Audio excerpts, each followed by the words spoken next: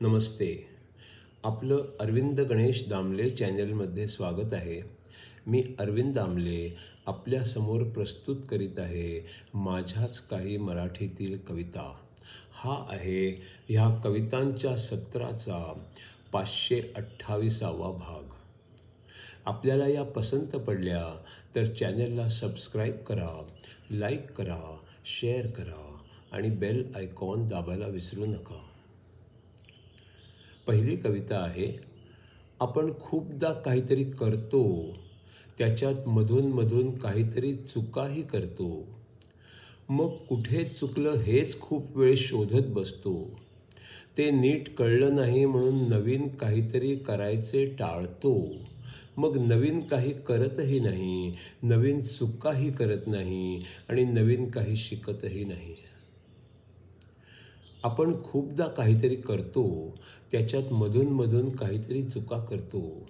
कुठे चुकलं हेच खूप वेळ शोधत बसतो. ते नीट कळलं नाही म्हणून नवीन काही करायचे टाळतो. मग नवीन काही करतही नाही, नवीन चुकाही करत नाही आणि नवीन काही शिकतही नाही.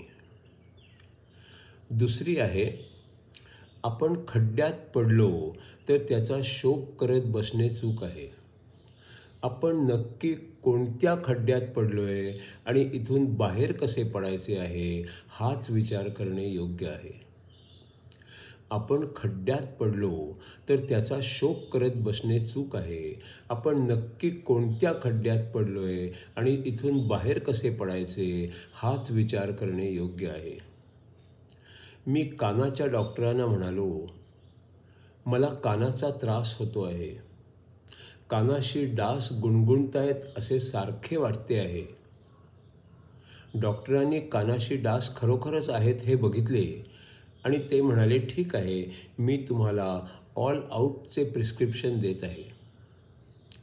मी कानाच्या डॉक्टरांना म्हणालो, मला कानाचा त्रास होतो आहे. कानाशी डास गुणगुणतायत असे सारखे वाटते आहे. डॉक्टरांनी कानाशी डास खरोखरच आहेत हे बघितले आणि म्हणाले, ठीक आहे, मी तुम्हाला ऑल आऊटचे प्रिस्क्रिप्शन देत आहे. चौथी कविता आहे. शंकराचार्य लिखित विवेक चूडामणी या ग्रंथावर आधारित पुढचा 62वा भाग. आनंदमय कोशाचे आवरण अतिशय सुंदर असते. सुंदर आत्म्याचे प्रतिबिंब हे आवरण असते. आनंदमय कोशाचे आवरण अतिशय सुंदर असते. सुंदर आत्म्याचे प्रतिबिंब हे आवरण असते.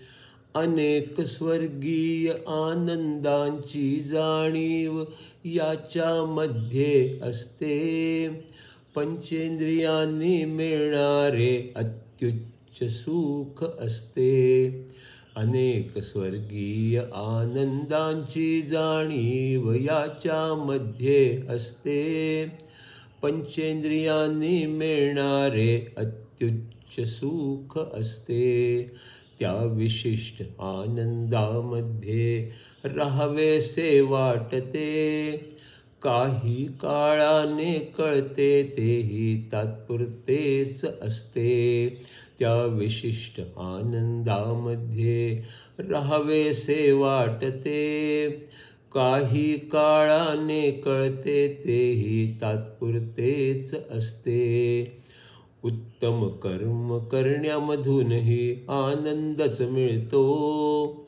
उत्तम कर्माचे उत्तम फळ आनंदच देतो. उत्तम कर्म करण्यामधून आनंदच मिळतो. उत्तम कर्माचे उत्तम फळ आनंदच देतो. काही त्रास न होता जो आनंद मिळतो, तो सर्व मानवांना स्वर्गीयच वाटतो. काही त्रास न होता जो आनंद मिळतो, तो सर्व मानवांना स्वर्गीयच वाटतो. त्या अवस्थेत बरे वाटणे एवढेच असते. पण ते बरे वाटणेही तेवढ्यापुरतेच असते. त्या अवस्थेत बरे वाटणे एवढेच असते, पण ते बरे वाटणेही तेवढ्यापुरतेच असते. गाढ झोपेत बाहेरचा हस्तक्षेपच नसतो, म्हणून तेव्हाचा आनंद खूप खूप असतो. गाढ झोपेत बाहेरचा हस्तक्षेपच नसतो, म्हणून तेव्हाचा आनंद खूप खूप असतो. स्वप्नावस्थेमध्ये दोन्ही होऊ शकते, कधी प्रिय अन कधी अप्रिय दोन्ही वाटू शकते. स्वप्नावस्थेमध्ये दोन्ही होऊ शकते, कधी प्रिय कधी अप्रिय दोन्ही वाटू शकते. प्रिय वा अप्रिय आठवणींचे स्वप्न असू शकते. स्वप्नामध्ये सुख वा दुःख काहीही असते. प्रिय वा अप्रिय आठवणींचे स्वप्न असू शकते. स्वप्नामध्ये सुख वा दुःख काहीही असते. आनंदाचा अडसर असला तरी तोही बदलत राहतो. प्रकृतीचाच तोही एक भागच तर असतो.